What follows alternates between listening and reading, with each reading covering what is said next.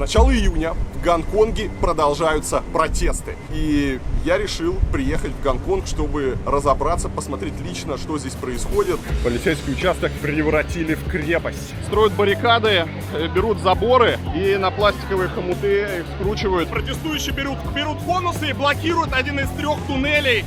Там пошли кого-то бить. И полиция сейчас зачищает метро. Ну что, друзья, нам пора идти в самое пекло. Давайте сейчас сделаем шаг назад и попробуем понять, как развивались протесты, чего хотят протестующие и что будет дальше. Итак, первая половина 2019 года, и власти Гонконга готовятся принять закон об экстрадиции, который позволит выдавать граждан Гонконга, подозреваемых в совершении тяжких преступлений, в Китай, на Тайвань и в Макао. На Тайване убили женщину, убил ее друг, они были оба из Гонконга, и вот тогда Тайвань попросил экстрадировать убийцу, но оказалось, что в Гонконге нет закона, который позволял бы экстрадировать на Тайвань убийцу. И вот началась дискуссия о том, что Гонконг может выдавать своих граждан, в том числе в Китай. 9 июня 2019 года проходит первая крупная акция. На нее приходит почти 1 миллион человек. Люди маршируют по улицам и требуют отказаться от принятия закона об экстрадиции. Через 3 дня, 12 июня, протестующие собираются у здания парламента Гонконга. Полиция впервые применяет слезоточивый газ и дубинки. Действия протестующих квалифицируются властями как бунт. 15 июня второе чтение законопроекта переносится на неопределенный срок из-за протестов. На следующий день, 16 июня, в Гонконге проходит крупнейшая протестная акция. Почти 2 миллиона человек выходят на марш протеста, требуя не перенести рассмотрение закона, а вообще отозвать этот законопроект. Для того, чтобы вы понимали, население Гонконга чуть более 7 миллионов человек, поэтому 2 миллиона на протестной акции – это невероятно много. 18 июня глава Гонконга Кэрри Лэм извиняется за то, что власти не смогли убедить публику в необходимости закона и форсировали его принятие. 1 июля протестующие врываются в здание парламента Гонконга. Они разносят зал заседаний, закрашивают слова «Китайская Народная Республика» на гербе Гонконга. Там же протестующие вешают баннеры «Нет никакого бунта, зато есть тирания». 4 июля полиция начинает арестовывать протестующих, в том числе тех, кто захватывал здание парламента. 9 июля глава Гонконга Кэрри Лэм заявляет, что закон мертв. The bill is dead. Однако, что такое мертв, никто не понимает. Такого понятия вообще не существует, и протестующие требуют еще раз отозвать законопроект из парламента. 21 июля люди в белых одеждах нападают на протестующих, а протестующие ходят в черном. Они избивают палками людей. Как потом выясняется, люди в белом, по крайней мере, некоторые из них, это члены гонконгских триад.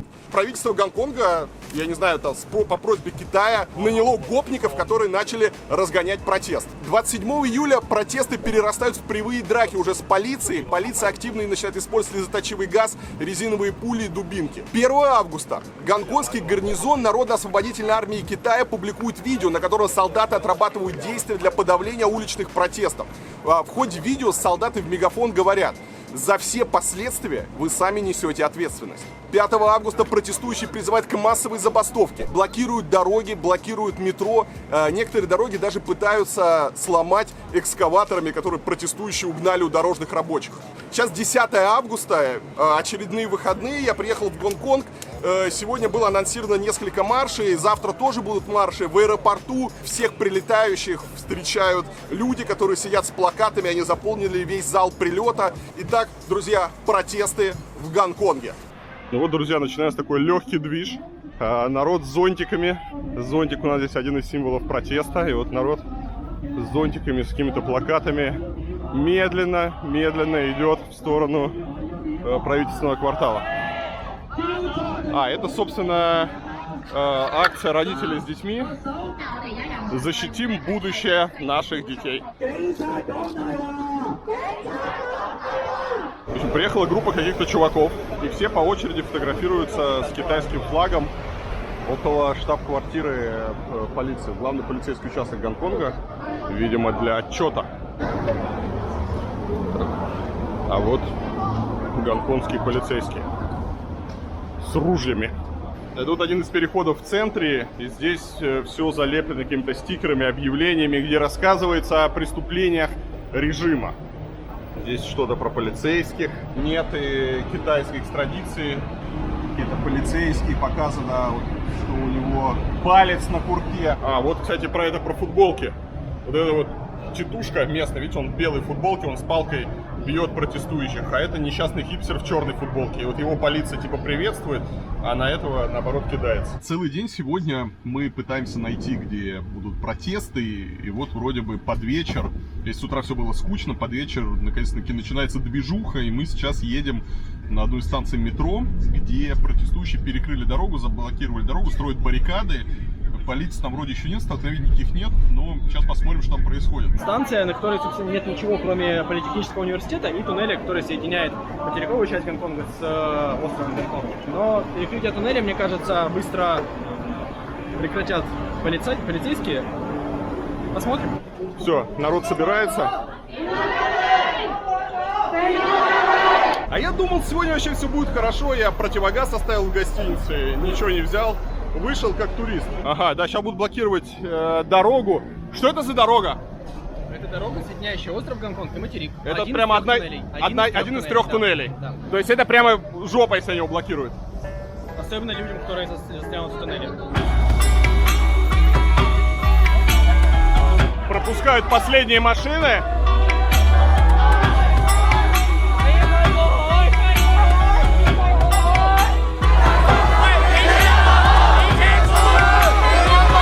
Протестующие берут конусы и блокируют один из трех туннелей, который в Гонконг идет с Кулуна.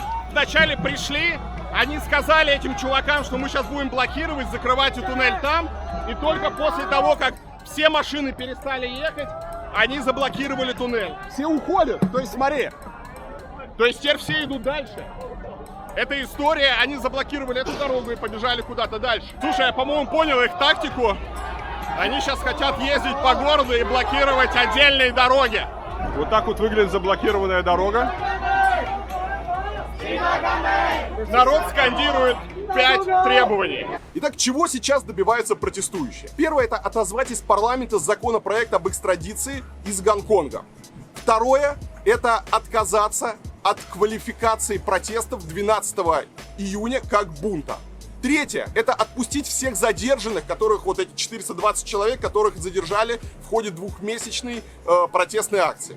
Четвертое – это создать комиссию по расследованию превышения полномочий сотрудников полиции в ходе разгона протестов. Ну и пятое – это распустить парламент, назначить перевыборы, в ходе которого обеспечить допуск всех кандидатов. Вот сейчас народ идет, и самое интересное, у них нет никакого лидера. То есть это все происходит как-то очень сумбурно. Никто не понимает, куда идут.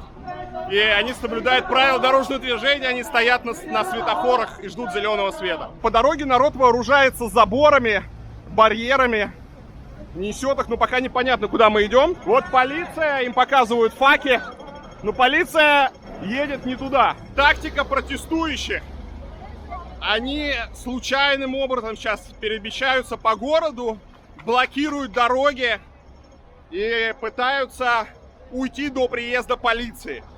Все это похоже на то, что было в Москве 27 июля. Народ надевает каски, надевает респираторы, противогазы, у кого что есть. Видимо, готовится сейчас к стычкам с полицией.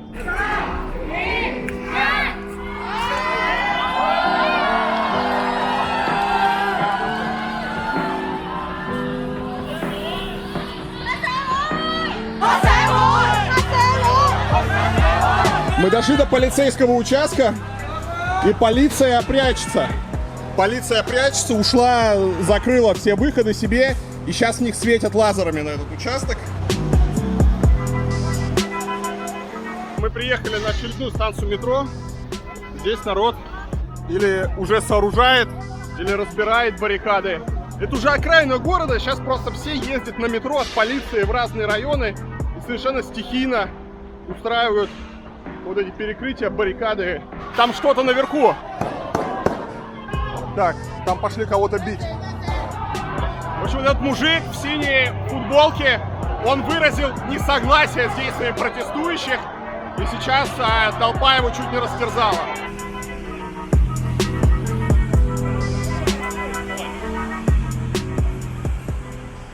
Вот это полицейский участок, и народ подошел к полицейскому участку и светят лазерами в него. Вот там сейчас я туда не подхожу, потому что они немножко агрессивно относятся к прессе, которая снимает, кто кидает камни. Но там они сейчас разбивают плитку, готовят камни, которые вот летят в окна. Бежим! Приехала полиция, так что все убегают. И полиция довольно борзо преследует всех черных.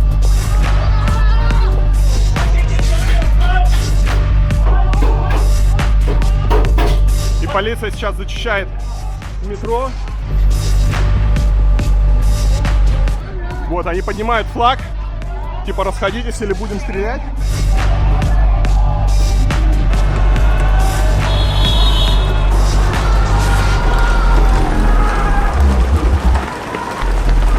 Полиция пошла в атаку.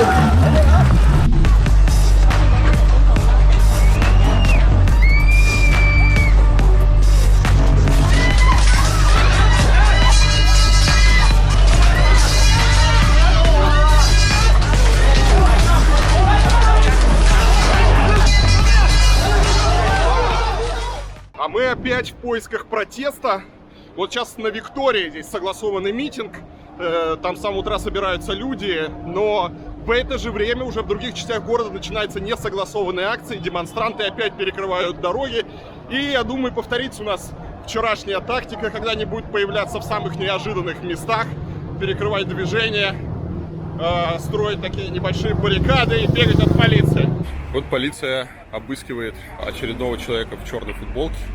Сейчас, видимо, проверяют у него документы, пробивают в какой-то базе. Что интересно, он стоит один полицейский и снимает все на камеру.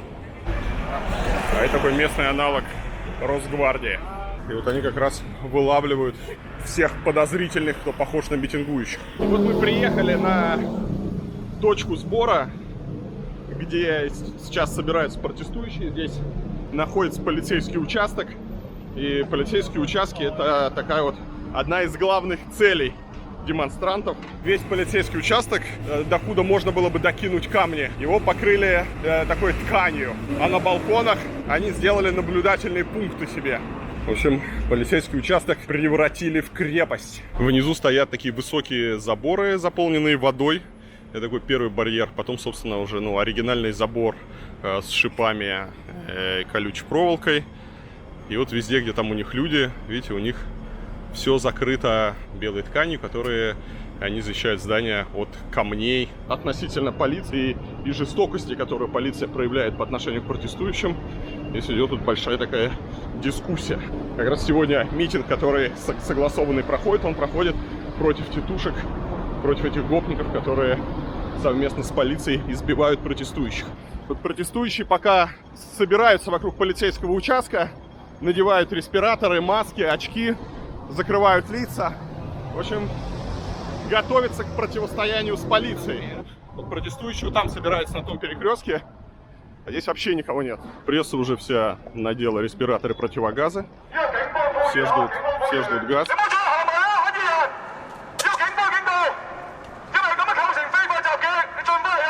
Протестующие так вот медленно, аккуратно подходят сюда. Они вот вооружены касками, перчатки, на ногах какие-то вон калоши. Забавно, среди протестующих кто-то поднял американский флаг. Настоящий подарок китайской пропаганде, которая всех пугает, что за протестами стоит Госдеп. Но люди безоружны. То есть в руках лазеры, которыми они ослепляют полицейских. Нету ни камней, ни бутылок, ничего. Строят баррикады, берут заборы, ограждения, которыми здесь блокируют, тротуары, и на пластиковые хомуты их скручивают, получаются такие вот баррикады.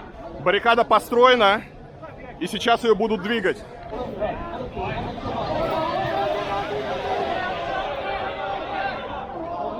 Мэр Гонконга, ну чё, заборы ставил ты, да, около тротуаров? Вот твои заборы. Убирайте заборы, потому что заборы становятся орудием пролетариата вместо булыжника. Ну и зонтики, чтобы не было видно лиц.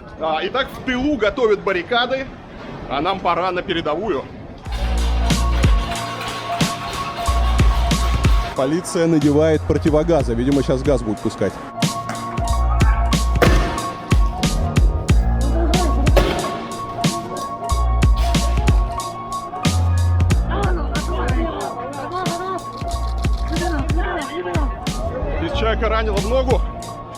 Все отступают.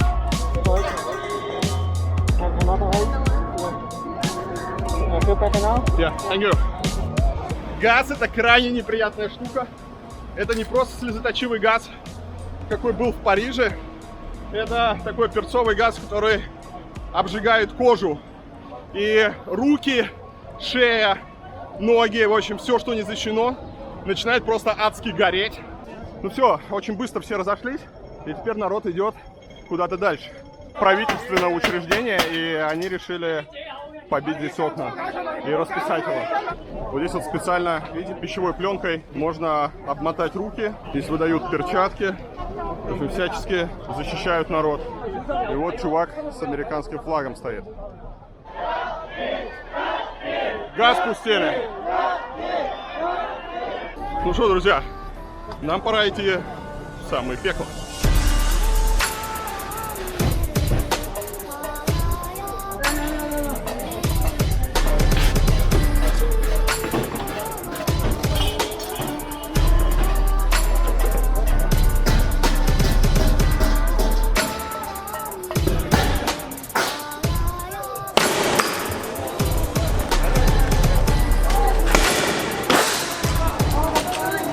Я сейчас оказался между двух огней, вот там вот стреляют. И здесь, видите, все в этом газе.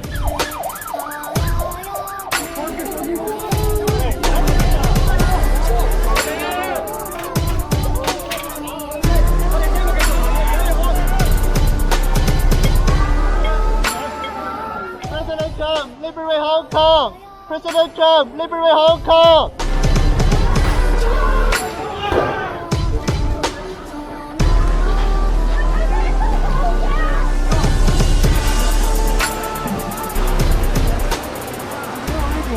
Такое главное оружие — это лазер. Эти лазерные указки. Полицейским, правда, пофиг, но вот эти демонстранты, они так старательно этими лазерными указками светят в полицейских. Все спустились на станцию метро и переводят дух. Почти все, кстати, киоски закрылись, а только один смелый остался работать. И эти смелые люди продают пирожное протестующим. Вот здесь проходит совещание, видимо, решают, куда дальше пойдут. И так просто все сидят, отдыхают. Народ разбежался с той точки, где мы были, и сейчас мы сели на метро, едем опять в Гонконг на остров, потому что там протесты продолжаются. Чувак в белой футболке потушил бак, который горел, и ему тут решили вломить пиздюлей. В общем, начался кипиш, чувак разнервничался. Как видите, друзья, тут прямо экшен. Слушай, это наш белый друг, он опять в бой пустился. Так, слушай, прямо не унимается. Чувак ведет себя так, как будто он проходит собеседование на охранника в Ашан работу. Прямо такой дерзкий-дерзкий. Мы сейчас на Хеннесси Роуд, это Гонконг, это центральная улица. Та самая улица, по которой ходят прекрасные двухэтажные трамваи, которые вы все так любите. И она блокирована. Видно, что здесь нет машин, я стою посередине дороги. Да, я стою посередине дороги, и вы посмотрите, передо мной сейчас баррикада. Баррикада, которой блокировали эту дорогу. Да, это не шутка. Это не шутка, они действительно вот заблокировали дорогу. Этой лентой. Чувак, это была баррикада, ты куда пошел? Не, вы не сделаете это. Это баррикада, относитесь с уважением к ней. Девушки, вы куда идете? Только что у полиции сменилась тактика. Если раньше все от полиции бегали, то теперь полиция решила пойти спать. Протест, он в замешательстве. Все реально залипли в телефоны. Ничего сейчас больше не происходит. Народ, вот как видно, да, он просто стоит на дороге и что-то обсуждает. Типа, что делать? Что делать? Мы перекрыли главную улицу в городе, и до нас никому нет дела. Мы построили баррикады, и всем пофиг. Что делать дальше? Изначально у полиции был план, что за пару месяцев, примерно как в 2014 году, все рассосется. Потом можно будет спокойно выдернуть самых активных участников, их можно будет посадить. Но пару месяцев прошло, ничего не рассосалось. Каждые выходные происходит движуха, каждые выходные происходят протесты, и протест все более радикализируется. Протестующие тоже понимают, что если они сейчас уйдут с улиц, и если они устанут первыми, то их всех пересажают, нагнут, и на этом все закончится. Поэтому сдаваться никто не планирует. А дальше, друзья, я вам напоминаю, что Коммунистической партии Китая 70 лет. Мы помним, в 1949 году она образовалась, и в начале октября будет большой праздник, который ни в коем случае не должен быть омрачен протестами. Я думаю, никто не закончит до октября точно. До октября будет эскалация протеста. Ну, посмотрим, что будет делать правительство Гонконга. О, спасибо. Офигеть! Не американский ли? Нью-Джерси, USA. Американские печеньки. Теперь поговорим про тактику полиции. Значит, тактика полиции, друзья, очень проста. Полицейские реально добрые. Ну, как, они внимательные. Они 10 раз предупреждают перед тем, как давать газ или перед тем, как стрелять. Это не как во Франции. Во Франции это лютые звери. В Гонконге это милые панды. Как только приезжает местный ОМОН, все убегают. Смотрели эти подводные съемки, когда маленькие какие-то килечки так херак, и тут акула, пасть открывает, они такие...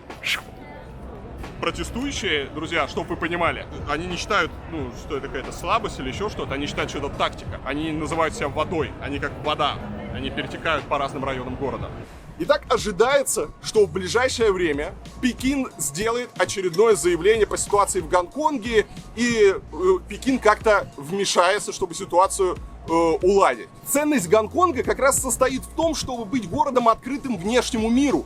Здесь куча иностранных компаний, зарубежных СМИ, здесь свобода слова, и силовое решение проблемы протестов превратит Гонконг, в обычный китайский город и лишит город того шарма и магии, которая есть сейчас. Каким будет прекрасный Гонконг будущего, время покажет, но время на принятие решений остается все меньше и меньше.